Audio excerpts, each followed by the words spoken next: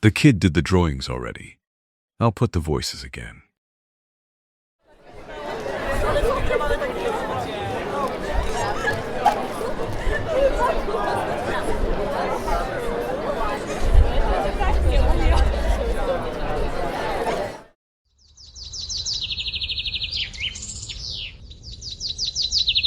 Hey there! Are you talking to me? Nobody talks to me. Well, I would like to, if you let me. May I ask you something? Yes, of course. Why are people so bad to each other? Being among people is a hard place to be sometimes. But you have to always keep in mind that people are not being bad intentionally. What do you mean, not intentionally? They know very well what they are doing. It looks pretty intentional to me. And yet, they don't know. Don't let their confidence fool you.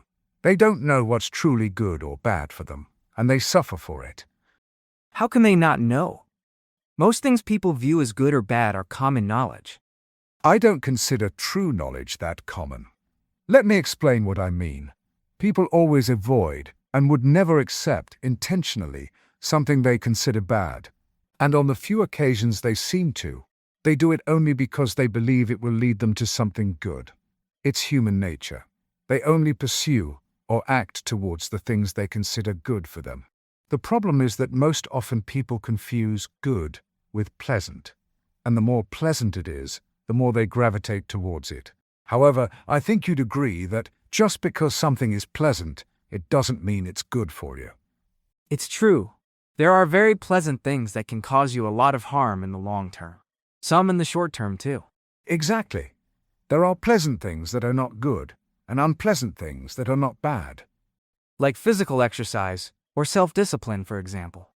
But these examples I just mentioned are common knowledge for most people, and yet they don't follow it. Why do you think that happens? I don't know.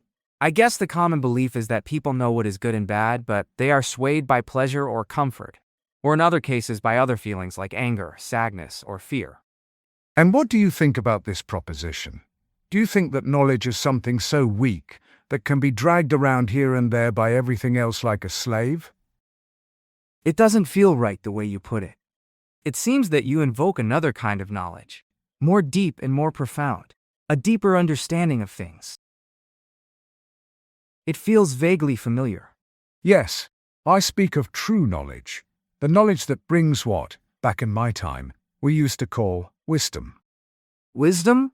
I have hardly ever heard this word in my life, maybe in an old school book or something. Certainly not used in the real world. What a tragedy this is. True knowledge is a beautiful thing, and along with wisdom, they are the most powerful forces in the human world. When they are present, they unequivocally govern a person. If someone truly knows the good and the bad, nothing can sway him or compel him to do anything opposite of what knowledge and wisdom dictate. So that's what you mean when you say that people who are doing bad things don't know what they're actually doing. I get where you're coming from, but it's still hard to accept that they do what they do unintentionally. Very hard to accept. They act according to false impressions. Let me explain it in a different way. The same size when you look at it from close, it looks bigger, and from afar, it looks smaller, right? Right. And the same voice from close sounds louder, while from afar sounds lower. Correct.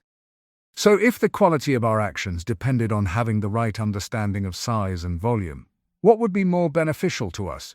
The skill of measurement or the intensity of sensory impression? The first one? Yes, because the latter would often mislead us and confuse us to see the one for the other, the small for the big, leading us to regretful choices and actions, while the skill of measurement would disperse this delusion and reveal the truth, saving our life in the process. Because if you think about it, this assessment of what is good or bad for us, significant or insignificant, big or small, dictates almost every decision we make in everyday life. So, making the right measurement, and thus the right choice, can change every aspect of our life for the better. So you say that our whole life is literally a matter of measurement.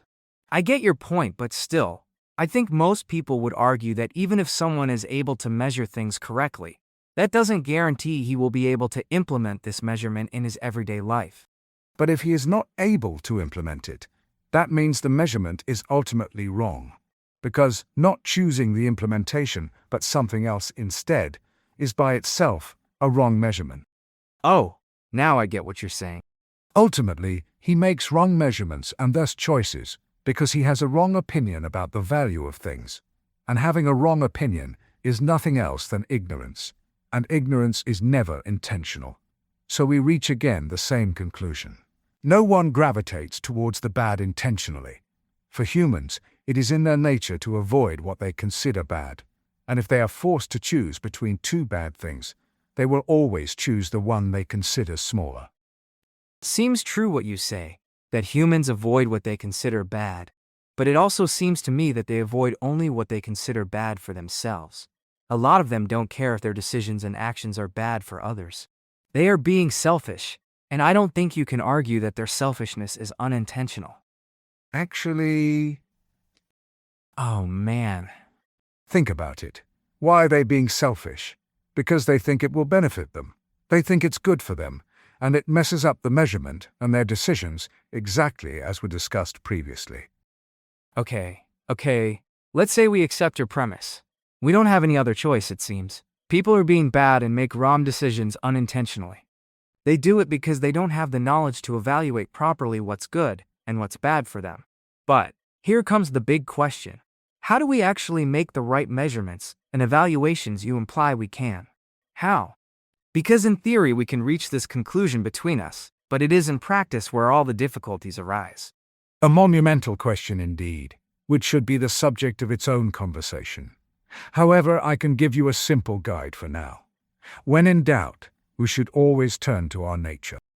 It is no coincidence that the wise men of old dedicated their first fruits of wisdom to the god of light at his sacred temple, where the famous Know Yourself was written. So, as we turn inward and start examining ourselves, one of the first things we can see is our nature twofold.